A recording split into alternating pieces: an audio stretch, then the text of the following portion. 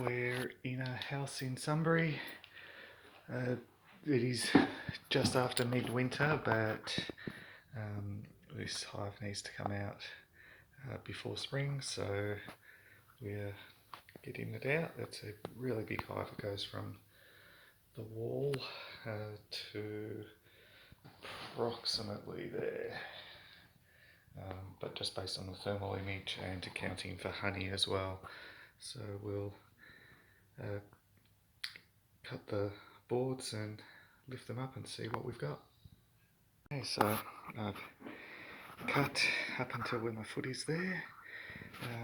There's another beam there, so I'm suspecting that's where the hive ends, given I cut to that point and there was still honey, or honeycomb at least. So she's a big girl, been here for quite some time. Okay, so first piece out, and you can see hive comes right up to the end, and that board goes down and there is a gap underneath, but I don't think there's comb further along. We will have to have a look at the end though. Okay, I've started bee vacuum, so vacuum the bees into the hive box is just like this. It's a gentle suction so that it doesn't hurt the bees. But the hive's just so big that there's way too many bees in here to work without hurting heaps. So by bee vacuuming them, I'm clearing the bees out of the way, and it makes it easier on them and easier on me. It also will mean that I can put more resources into the hive because I'll have the bees separate and the, another 2 boxes of resources. So yeah, we'll keep going, but it's a big hive. For winter, it's you don't normally see them this big at winter. Okay, we've framed up 1 frame of honey so far. We'll get a lot more frames of honey than that. They'll have a lot of resources to get through the rest of winter. You can see more and more of the hive getting exposed. I'll slowly cut this comb out and frame it up.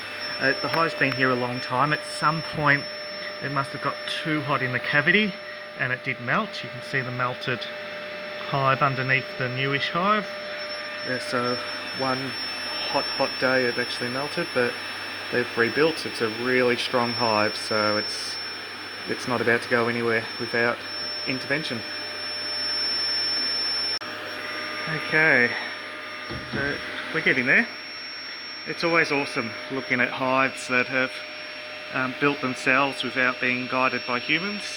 You can see that the comb was travelling in one direction, and then for some reason the bees end up changing the direction, so it ends up a little bit more twisty and turny with some tunnels, almost like a little maze. But we'll keep going. Got a fair whack to go. Okay, so I've done about 2/3 of it so far. We haven't got to brood yet, but I expect there to be about 4 frames of brood, possibly more, based on how many bees I'm seeing. I'm still seeing some drone brood, not drone brood, drones, which is like down here, you just don't see them over winter. So strong hive, they haven't killed off all the boys yet. Anyway, we'll start lifting the next set of boards and see where we're at. Decided to take the next sheet out before lifting more boards, and there we see drone brood, which again, really weird for winter to see male bee babies, but oh well. Not every hive gets the memo that it's time to pack down, and they just keep going. Okay, we're now at the girl babies. There was 2.5 sheets of boys, and now we're at the girls. So to see that.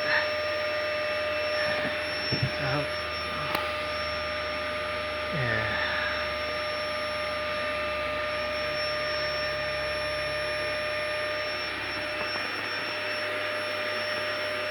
Okay, there's been 6 frames of brood. We're now down into just the pollen. There can't be that many sheets left. Still see quite a few bees. I saw the queen briefly about 3 sheets ago. Black girl, mostly black anyway. But unfortunately I wasn't quick enough with the queen clip, so she's run deeper into the hive, and so I'm still chasing her. But we're getting there. That's what we see now is pollen and honey. The yellow is all pollen, the yellowy brown stuff, and then the honey around the side and top. Anyway, let's keep going. Okay, been getting the bees off the window as we go, because there's pools of water with the condensation. It's very humid up here. And must have left the heaters on, but it's all good. Still haven't got the queen. That timber there is in the way, so I'm going to take it out and keep going. We're close.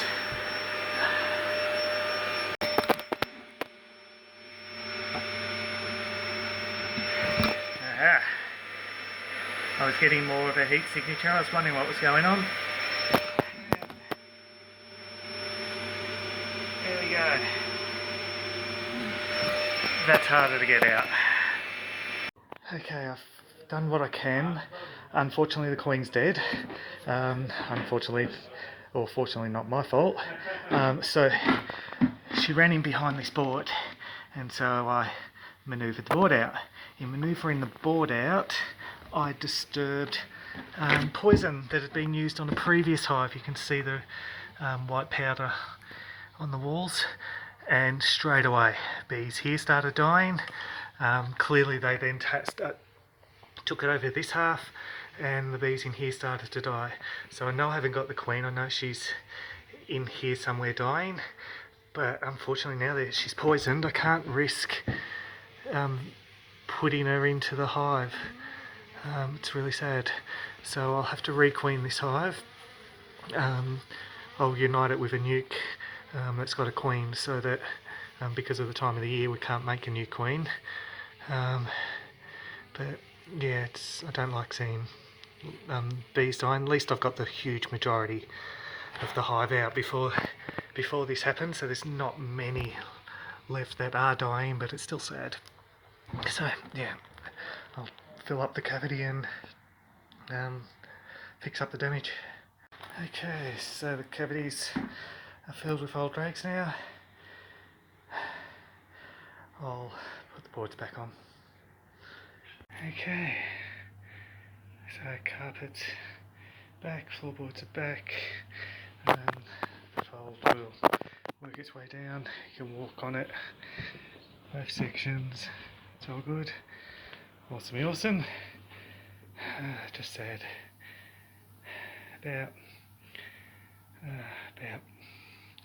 1,000 bees, and the queen didn't make it, but it was a big hive. I've got a lot of bees in the box, and as I said, I'll unite it with a nuke that's got a queen so that it lives on.